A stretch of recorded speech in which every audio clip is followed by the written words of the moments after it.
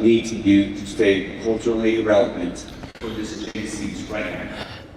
I would probably make a lot of content making fun of how bad the financial advice is coming from these influencers on TikTok. I'm actually being serious.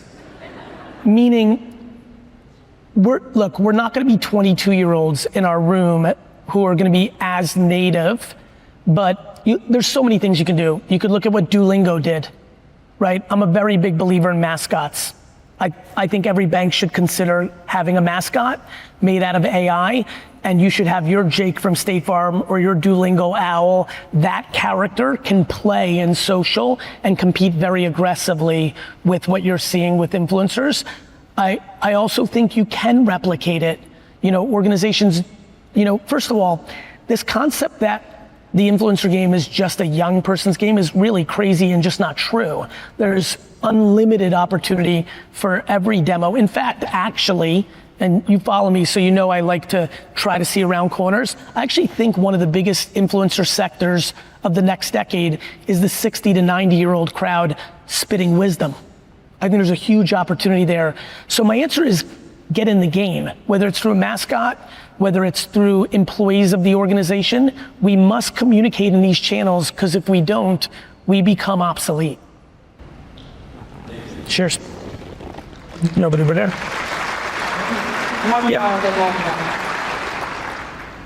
Hi, I am a big fan of yours. I find it very inspiring, so thanks so much for being here. Thank you. I am a mom who's toddler. I work really hard throughout the day. I know a lot of bars have great work a day. Then you come home, make dinner, all of that. If you had 1 hour a day to invest in bettering yourself, preparing your as a household teacher, family, etc., how would you spend it to maximize your time? I would consume practical, positive stuff.